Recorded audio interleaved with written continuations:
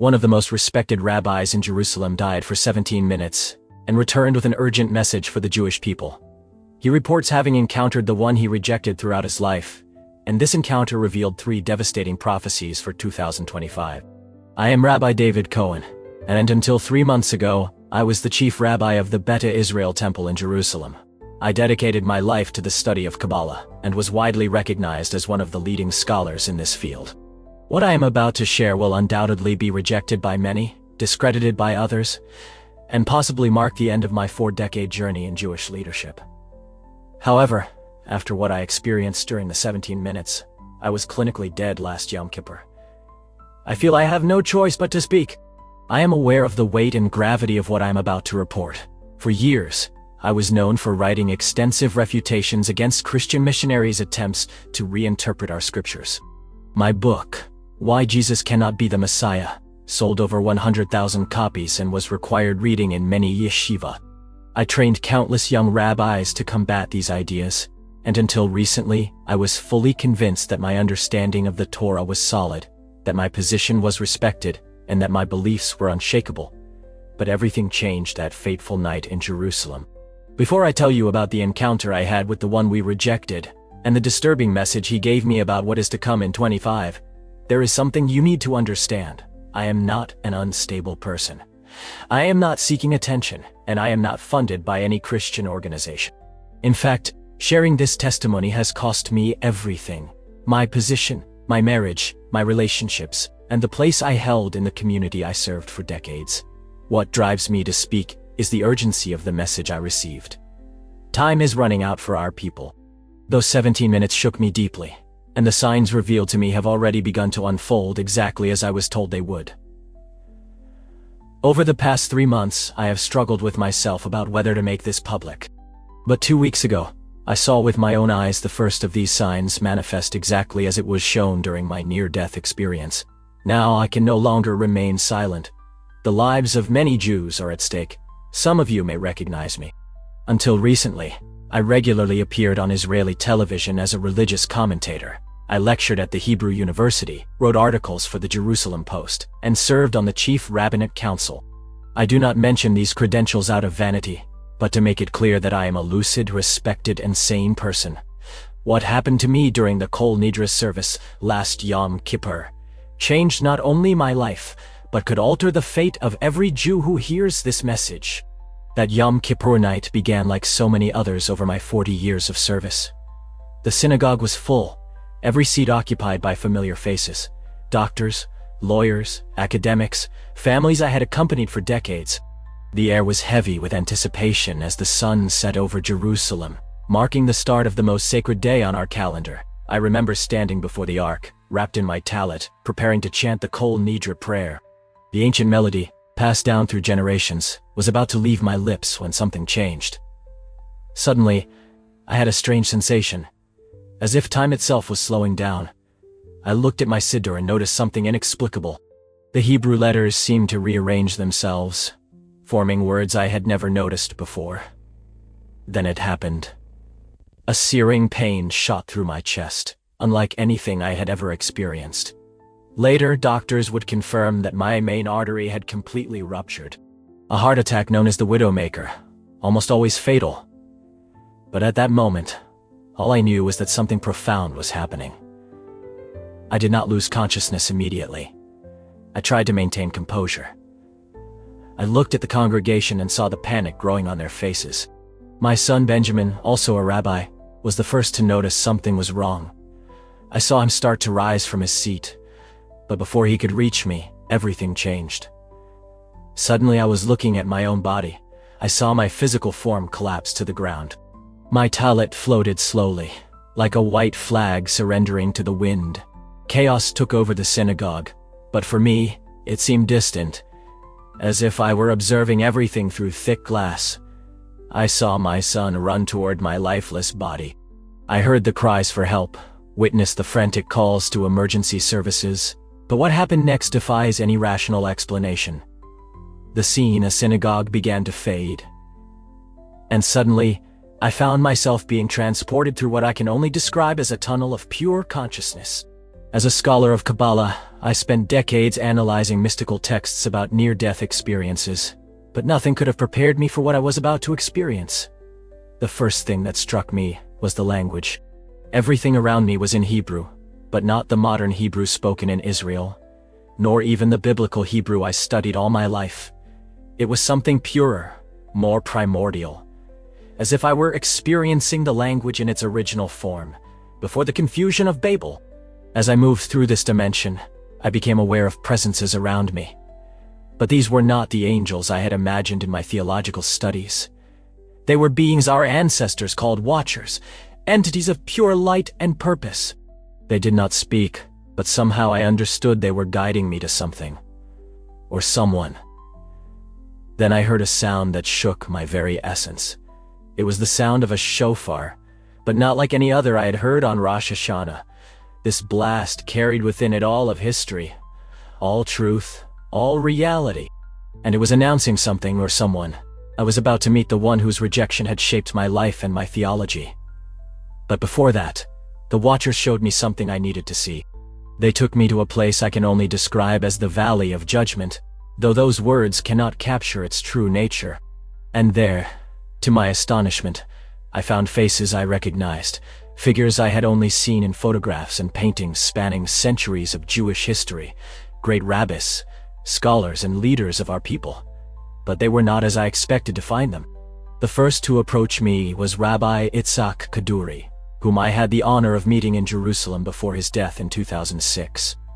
Many may remember the controversy that arose after his passing when rumors began circulating about a mysterious note he allegedly left concerning the Messiah. What he revealed to me in that valley would confirm the truth about that note. "David," he said, calling me by my Hebrew name, "what we taught was incomplete. We were blind guides, leading others away from the truth that was always before us, hidden within our own scriptures." His words hit me like physical blows. There stood one of the most revered Kabbalists of the modern era, telling me our understanding was wrong. Behind him, I saw other faces I recognized from my years of study. Rabbi Schneerson, Rabbi Kook, and many others whose books fill the shelves of yeshivot around the world. But they seemed to be in different states of consciousness. Some in deep anguish, others in a kind of ecstasy, as if they were finally comprehending something that had previously been hidden from them.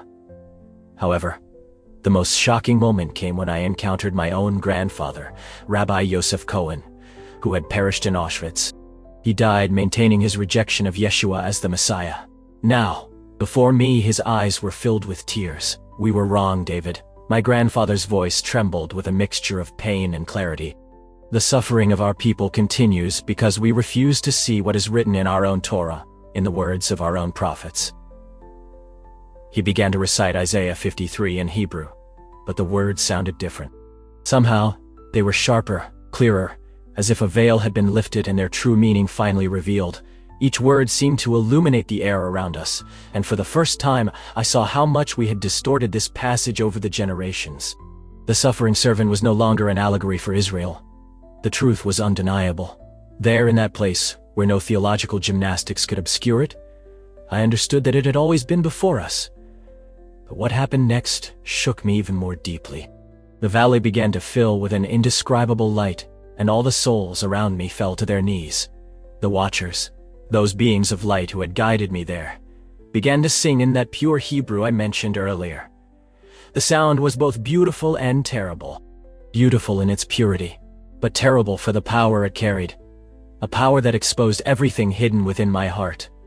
Then, through this light, a figure began to approach. I knew, in every fiber of my being, who it was. Yet my mind struggled against the recognition. Everything in my training, in my learning, in the entire work of my life screamed in protest. But there, in that place where the truth could not be ignored or distorted, I could no longer deny what was before me. The light emanating from him was unlike any other. It was not like the light of the sun or any earthly illumination. It was truth itself made visible. As he approached, I saw what the prophet Daniel tried to describe. Hair white as pure wool, eyes like flames of fire. But what struck me most were the scars, the marks, the wounds we inflict. Those our ancestors caused were still visible in his glorified form. I fell to my knees, just as Saul of Tarsus must have done on the road to Damascus. The weight of 2,000 years of rejection collapsed upon me. Every argument I had ever made against him, every book I had written denying his claims, every student I had taught to resist the truth, all of it rose before me like a mountain of shame. David, son of Yosef, he spoke my name in that pure Hebrew, and in that instant, I understood why our ancestors were instructed not to pronounce his sacred name. His voice carried within it all authority, all love, all truth. You have been brought here because time is running out for my people Israel. Through tears I managed to lift my gaze.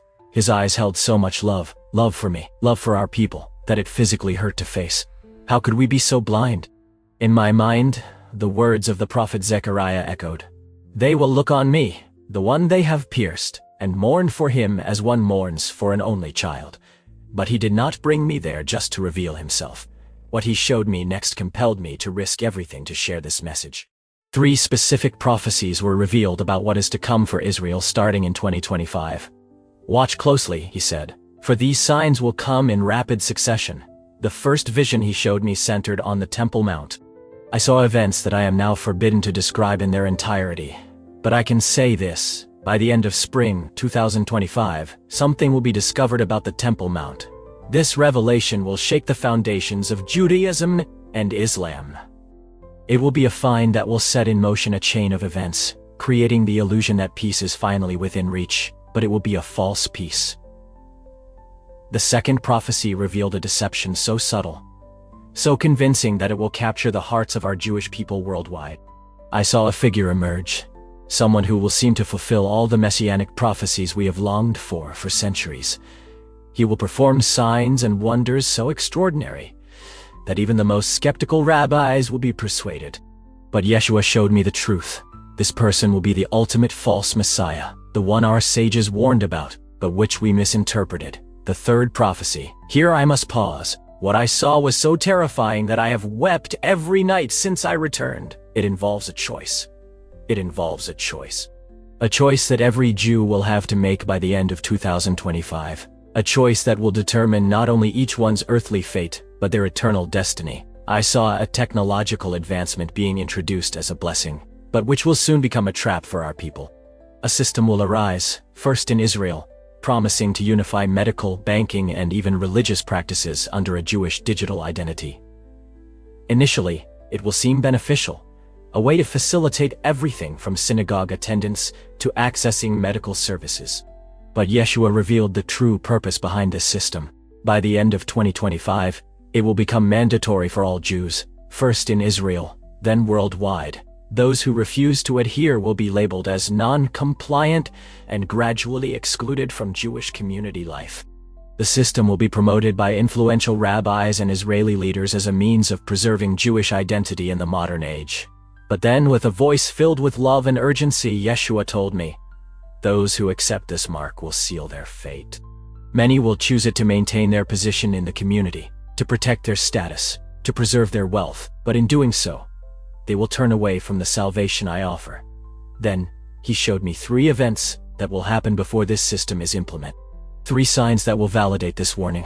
First, a prominent rabbi in Jerusalem will announce a groundbreaking discovery about the Messiah and the Torah codes.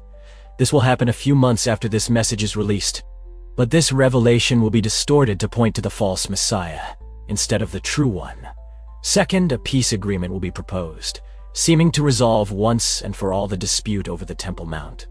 It will be hailed as a miracle. Many will say that the messianic times have arrived, but Yeshua showed me that this peace will be a deception. It will last only a few months before giving way to an unprecedented conflict. The third sign was perhaps the most specific of all. A series of supernatural events will occur at the Western Wall, leading many Orthodox Jews to believe that the time of redemption has finally arrived. I saw crowds gathered, witnessing what they believed to be divine manifestations. But Yeshua revealed the truth. These signs will be fabricated, designed to prepare our people to accept the false Messiah.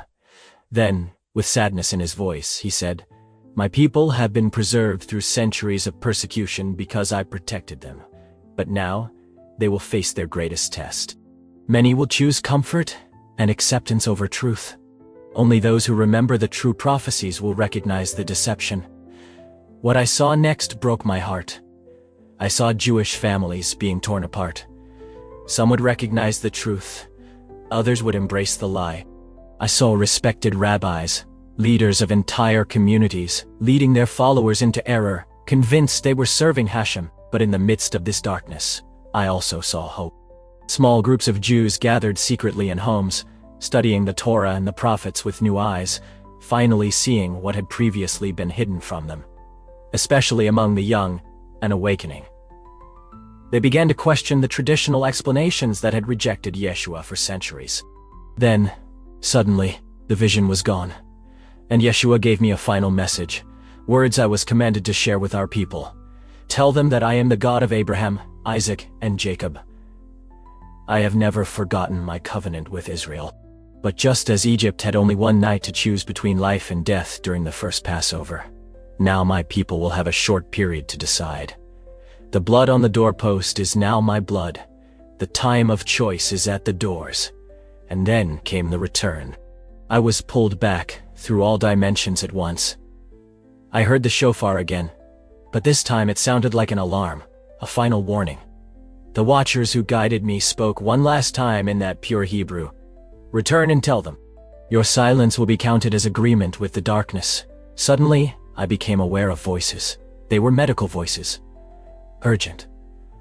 Someone shouted. My physical body convulsed as electricity passed through it. The pain was intense. My spirit was reconnecting with the flesh. My eyes opened, and I saw paramedics leaning over me, their faces expressing pure astonishment at what had just happened. He is back, one of them shouted in Hebrew. Nez Gidal Hayapo, a great miracle happened here. I had been dead for 17 minutes. By medical logic, even if I had survived, I should have suffered irreversible brain damage. But my mind was clear, clearer than ever. The veil Paul wrote about, the one that covers the eyes of our people when reading the Torah, had been lifted from my vision. The days that followed were extremely difficult. How does one return to normal life after such an experience? How do you face your congregation, your colleagues, your family, knowing that everything you taught for decades was, at best, incomplete, and at worst, misleading? My wife, with whom I had been married for 30 years, left me when I tried to tell her about what I experienced. My children no longer speak to me. The synagogue board demanded my resignation. My books were removed from yeshivat libraries. Old friends crossed the street to avoid me. But none of that matters now. What matters is that you, my brothers and sisters, Jews who are hearing this message, understand the urgency of what I am sharing. The signs shown to me have already begun to manifest. Last week, the first sign I mentioned was reported in the Jerusalem Post. Few recognized its true significance. You do not need to believe in my experience, but I implore you to do just one thing. Take our scripture and read it again. But this time, without the traditional interpretations, read Isaiah 53 as if it were the first time. Look at Daniel's timeline with new eyes. Study the prophecies about the Messiah, and honestly ask yourself, who fulfilled them? Time is running out.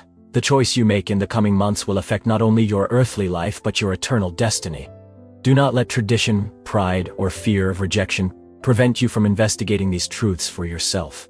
If you feel the Spirit of God stirring something in your heart, there are 3 things you must do immediately. First, get a copy of the Tanakh, not the Talmud, not the commentaries, but the pure Word of God. Read it alone, away from the influences of others. Focus especially on Isaiah 52 and 53, Daniel 9, and Zechariah 12. And as you read, say this simple prayer. God of Abraham, show me the truth about Yeshua, even if it costs me everything. Second, document the signs I mentioned. When you hear news about the discovery on the Temple Mount in the coming months, when a rabbi announces a messianic revelation in the Torah codes, when you witness supernatural events at the Western Wall, remember this warning. They will seem miraculous, but they are markers of the great deception to come. Third, and most importantly, you must make your decision before the Jewish digital identity system is implemented. When it is introduced, the pressure to conform will be overwhelming. They will say you cannot be a true Jew without it. They will restrict access to the Western Wall, synagogues, and even kosher markets for those who refuse. But remember what was shown to me. Accepting this system will be a spiritual point of no return. I know how difficult this message is to hear. I know the price of accepting it. Believe me, I am living that price every day. But stop for a moment and ask yourself, why would I sacrifice everything, my reputation, my family relationships, the work of my entire life, to share a lie? What could I gain from it? If you want to know more, I have established a secure method of contact. The information is in the description below. But please, do not delay the decision. The time shown to me is specific and short. By the end of 2025, every Jew will have made their choice, whether they realize it or not. Wiping the tears from my eyes, I make this final appeal. My dear Jewish brothers and sisters, we have been preserved through centuries of persecution. We survived the pogroms. We survived the Holocaust. We survived wars and terrorism. Not because we were strong, but because the God of our fathers protected us, waiting for this moment in history. But now we face our greatest test. Remember Moses' words, I have set before you life and death, blessing and curse. Therefore, choose life, so that you and your children may live. Today, that choice is before us again. And Yeshua, our true Messiah, is calling his people back home. The time of Jacob's trouble is approaching, but so is the greatest awakening in Jewish history. On which side of this divide will you be? Your answer will depend on only one thing: your willingness to question everything you have been taught and seek the truth for yourself. May the God of Abraham, Isaac, and Jacob open your eyes as he opened mine. May you have the courage to seek the truth, regardless of the cost. And may you choose life before time runs out. This is Rabbi David Cohen. And this will likely be my last public message. Remember what you heard today. The signs are coming. Time is short. Choose wisely. What an impressive testimony. Rabbi David Cohen risked everything to share this message, and now it is up to each of us to reflect on it. The Bible warns us in Zechariah, chapter 12, verse 10. They will look on me, the one they have pierced, and mourn for him, as one mourns for an only child. The signs he mentioned have already begun to be fulfilled, and time is running out. If this account has moved you, do not ignore this call. Take the scriptures, read with new eyes, and seek the truth for yourself. Thank you very much to Rabbi David Cohen for his courage in sharing this experience. And to you who watched until here, may the God of Abraham, Isaac, and Jacob illuminate your path and bring discernment to your heart. See you in the next video.